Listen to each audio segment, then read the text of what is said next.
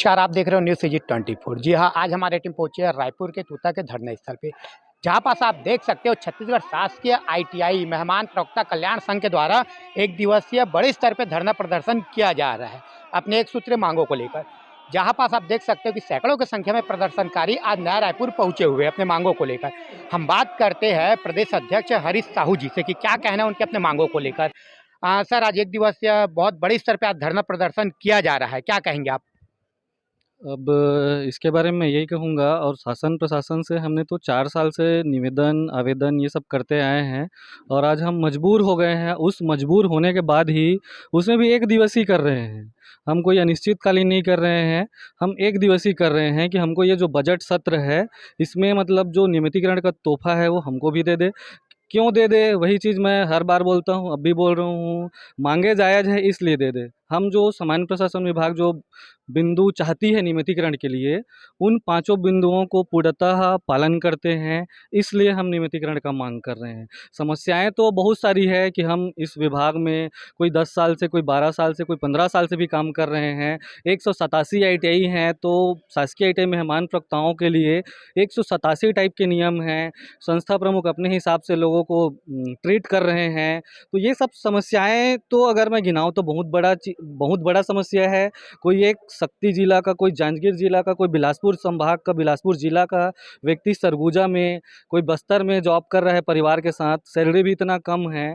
तो ये सोचना चाहिए सरकार को, इतना निर्दयी नहीं होना चाहिए सरकार को भी और विभाग को भी कि सिर्फ अपने आप को बचाने के लिए स्पष्ट, क्योंकि हम जब भी मिलते हैं तो बोलते हैं कि आपके लिए कोई स्पष्ट दिशा निर्देश नहीं है। अभी बोला जा रहा है, हमने लगातार हमारे विभागीय मंत्री से भी मिले हैं, विभागीय मंत्री जी ने बोला है कि आपकी जानकारी गई है, आप नियमित हो रहे हो। संचालक जी से भी मिले हैं, वो भी हमको यही आश्वासन दिए हैं, आपकी जानकारी संख्या भी बता दिए हैं, इतने संख्या में हो और इतने लोग को जानकारी भेजा गया। उप संचालक भी वही बोल रहे हैं कि आप लोग नियमितीकरण के लिए डटे रहो, आप लोग का नियमितीकरण होगा।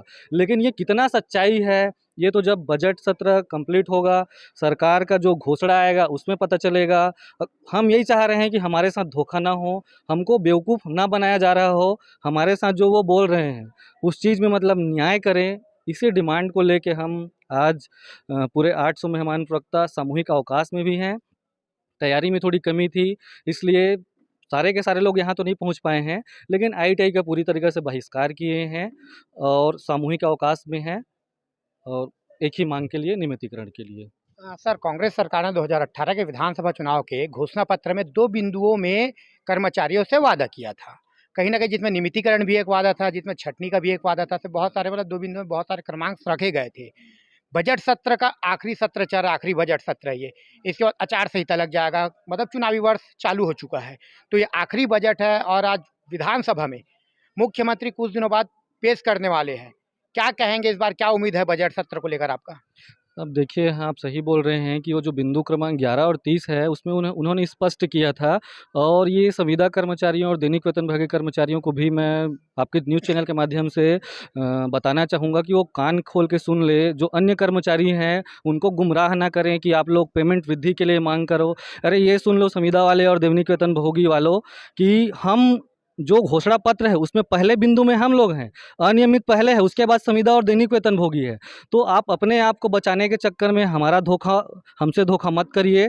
अनियमित शब्द है, अभी आरटीआई में वो चीज़ परिभाषित भी हो गया है, तो हम पूरी तरीक़े से उस चीज़ को फॉलो करते हैं। आप लोग भी सुन लीजिए, सरकार भी सुन ले और विभाग भी सुन ले। अगर इसके बाद हमारे साथ धोखा होता है तो हम चेतावनी देते हैं। कोई अगर इतना परिवार आत्महत्या करता है, ठीक है, सड़क पे उतरता है, रोड पे आता है, कोर्ट जाता है, इसके लिए पूरी तरीके से जिम्मेदार ये सब के सब होंगे जो अभी हमारा विरोध में है, जो हमको गुमराह कर रहे हैं, विभाग को गुमराह कर रहे हैं, शासन प्रशासन को गुमराह कर रहे हैं। अगर शासन प्रशासन जानबूझ के गुमराह कर रहा है, विभाग भी जानबूझ के गुमराह कर रहा है, तो उसके लिए वो लोग हमको हल्के में ना लें। ये एक चेतावनी है, उनको इसको कुछ उसको चुकाना ही पड़ेगा, कीमत उसको चुकाना ही पड़ेगा, धमकी समझे, चेतावनी, क्योंकि इसके बाद हमारे पास कोई चीज़ बचा ही नहीं। हम इतने साल सेवा देके अपना पूरा जवानी यहाँ देने के बाद आज बोल रहे हैं जब नियमितीकरण का टाइम आ रहा है तो आप इस श्रेणी में नहीं आते हैं। कभी बोलते हैं आपकी जानकारी भेज दिए हैं। तो बस हम ये चाहते हैं हमारे साथ धोखा मत हो, और धोखा होगा तो उसका कीमत चुकाने के लिए तैयार रहें, हल्के में न लें। बस मैं यही चाहूँगा कि और हो तो बजट सत्र में हो जाए और बेहतर होगा। और क्यों हो? क्योंकि ज़रूरी जो बिंदु हैं उसको पूरा करते हैं, इसलिए हो। तो कहीं न कहीं से भूपेश सच भरोसा है, ये कहा जाता है छत्तीसगढ़ में, तो आपको बजट सत्र में क्या भरोसा है? अब भरोसा करने के अलावा कोई विकल्प नहीं है, भूपेश है तो अभी भरोसा है, नहीं होता है तो फिर हम बताएँगे कि हम क्या करेंगे उसको और हम क्या कर सकते हैं, वो वक़्त बताएगा। ये जो 1 तारीख से लेकर 24 तारीख का जो बीच है, जो बजट सत्र है या विधानसभा का सत्र है, इस सत्र में अगर हमारे लिए कुछ नहीं होता है, तो हम जो बोल रहे हैं, जो चेतावनी दे रहे हैं, धमकी दे रहे हैं, उस चीज़ को करने के लिए मजबूर होंगे। तो हम यही चेतावनी भी देना चाह रहे हैं, निवेदन भी कर रहे हैं और निवेदन को ही समझ लें तो हम क्यों किसी से क्यों हम बार-बार बोल रहे हैं, दूसरे न्यूज़ चैनल में भी बोले, हम एक सोशल वर्कर भी हैं, हम चाहते हैं देश का, सरकार का, सबका संसाधन का भी बचत हो। क्यों क्या ज़रूरत है इतना दूर-दूर से हमको इतना ज़्यादा खर्च करने का? तो हम तो खुद ही चाहते हैं, तो हम काम ये चाह रहे हैं हमारा काम निवेदन से हो जाए और नहीं होगा तो फिर हम आगे उस चीज़ के लिए मजबूर होंगे। सर कितने संख्या में छत्तीसगढ़ में आप लोग की संख्या है और आप कौन से पोस्ट पे अभी आसीन हो, कहाँ पास, कौन से जिले में? हम लोग की जो पूरी छत्तीसगढ़ में जो डाटा के हिसाब से 765 है, लेकिन वो अभी फिर से भर्तियां हो रही है, तो लगभग जनसंख्या एक 800 का है और मैं शक्ति जिले में पदस्थ हूँ। शिक्षक में। हाँ, मैं हम लोग को जो पोस्ट है प्रशिक्षण अधिकारी बोलते हैं, अंग्रेजी में ट्रेनिंग ऑफिसर। और लेकिन ये जो कॉलेज में या स्कूल में जैसे विद्यामितान शिक्षक होता है, अतिथि शिक्षक, उस टाइप का हम लोग का पोस्ट है आईटीआई में। लेकिन हम लोग के साथ मतलब सबसे बड़ा विडंबना ये है कि हम लोग स्कूल के बच्चों को नहीं पढ़ाते हैं, हम एडल्ट बच्चों को पढ़ाते हैं जो 16 साल से ऊपर हो जाते हैं, 18 साल के ऊपर होते हैं, उनको पढ़ाते हैं। जबकि स्कूल वालों को भी 18,000 पेमेंट दिया जाता है, उनको जॉब सिक्योरिटी दिया जाता है। अभी हमारे ही विभाग में जो पॉलिटेक्निक के अतिथि शिक्षक हैं, उनको 56,200 रुपया, उनके जो रेगुलर जो कर्मी हैं, उनके ग्रेड पे के हिसाब से मिला, मतलब पेमेंट मिल रहा है। लेकिन हम ही ऐसा क्या शासन का बिगाड़े हैं, विभाग का क्या बिगाड़े हैं, जो इतने मतलब प्रशिक्षित होने के बाद, क्वालिफ़ाइड होने के बाद और स्कूल के जो ऊपर उठ जाते हैं, बड़े हैं, उन बच्चों को पढ़ाने के बाद भी हमको इतना निम्न स्तर का मतलब समझा जाता है, ये हमारे लिए विडंबना है। फिर भी हम जितना सहें, सहनशीलता था सह लिए।